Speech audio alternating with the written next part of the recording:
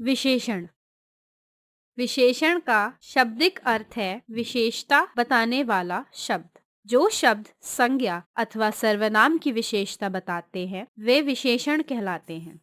जैसे बूढ़े किसान का विशाल बगीचा है, उसमें ऊंचे ऊंचे पेड़ खड़े हैं, लंबी लंबी क्यारियां भी हैं जिनमें छोटे छोटे पौधों पर रंग बिरंगे फूल खिले हैं। इस बगीचे में कई पेड़ों पर कुछ पक्षियों ने घोंसले भी बना रखे हैं। इन वाक्यों में रंगीन शब्द बूढ़े, विशाल, ऊंचे ऊंचे, लंबी लंबी, छोटे छोटे, रंग बिरंगे, कई, कुछ विशेषण हैं क्योंकि ये किसान, बगीचे, पेड़, क्यारियों, पौधों, फूलों, पक्षियों, संज्ञा शब्दों की विशेषता बता रहे हैं। विशेषण शब्द जिन संज्ञा या सर्वनाम की विशेषता बताते हैं उन्हें विशेष्य कहते हैं। जैसे हरा विशेषण, तोता विशेष्य, तीन विशेषण, खिलौने विशेष्य, मीठा विशेषण, सेब विशेष्य। विशेषण के भेद। गुणवाचक लंबा, पुराना, मीठा।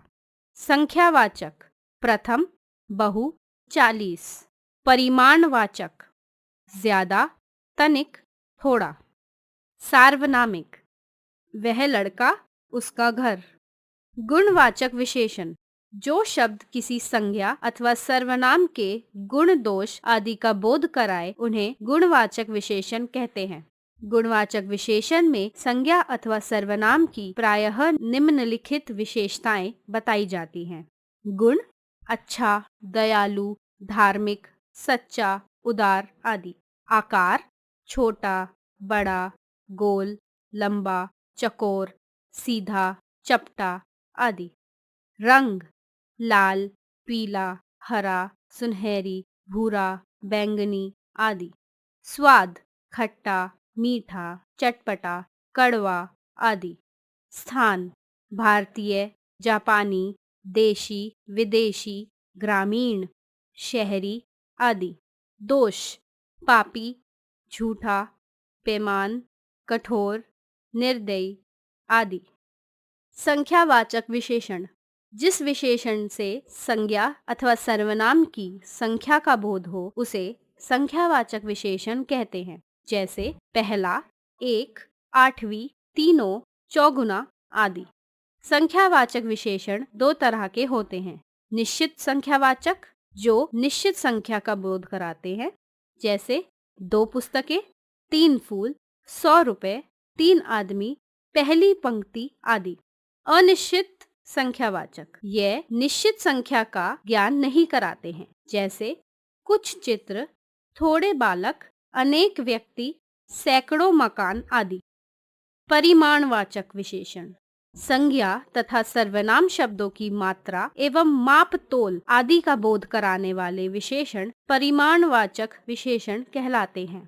जैसे 2 लीटर दूध, थोड़ी हल्दी आदि।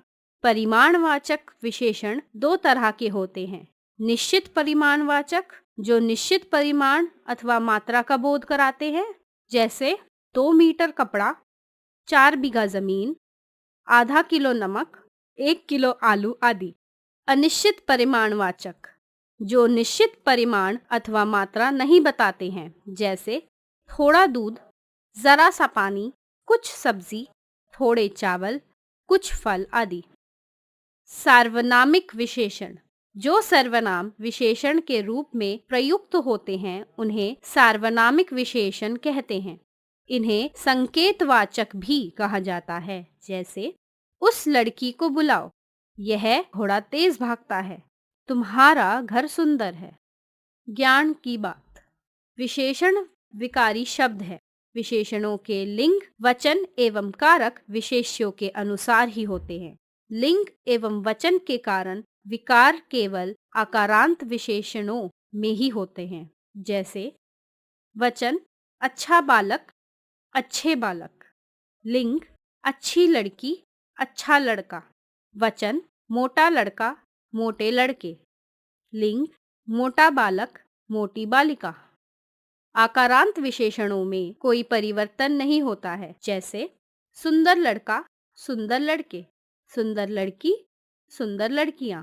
कुछ शब्द विशेषणों की भी विशेषता बताते हैं। इन्हें प्रविशेषण कहते हैं। जैसे रजनी अधिक गुणवती है, सुमन बड़ी मूर्ख है, नमन बहुत अच्छा बालक है। इन वाक्यों में अधिक, बड़ी, बहुत प्रविशेषण हैं, क्योंकि ये गुणवती, मूर्ख, अच्छा विशेषणों की विशेषता बता रहे हैं। विशेषण शब्दों की रचना। कुछ विशेषण मूल होते हैं तथा कुछ विशेषण बनाए जाते हैं। मूल विशेषण कम है। संज्ञा, सर्वनाम, क्रिया एवं अव्ययों द्वारा नए विशेषण बनाए जाते हैं। संज्ञा शब्दों से विशेषणों की रचना। संज्ञा विशेषण। सर्वनाम से विशेषणों की रचना। सर्वनाम विशेषण। अव्यय से विशेषण बनाना। अव्यय विशेषण। क्रिया से विशेषणों की रचना। क्रिया विशेषण। विशेषणों की तुलना। तुलना की दृष्टि से विशेषण की 3 अवस्थाएं होती हैं।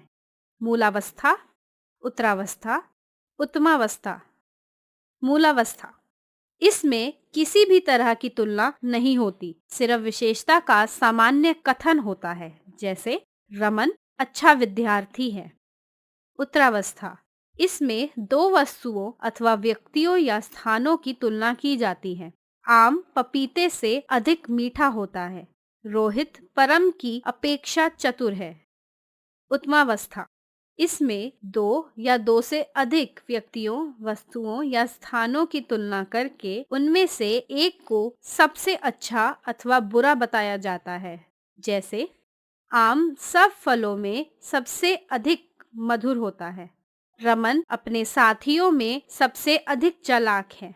विशेषण की अवस्थाओं के रूप 2 तरह से बनाए जाते हैं। अधिक एवं सबसे का प्रयोग करके। मूलावस्था, उत्तरावस्था, उत्तमावस्था। तत्सम शब्दों के साथ तर अथवा तम प्रत्यय लगाकर। मूलावस्था, उत्तरावस्था, उत्तमावस्था। अब तक जाना।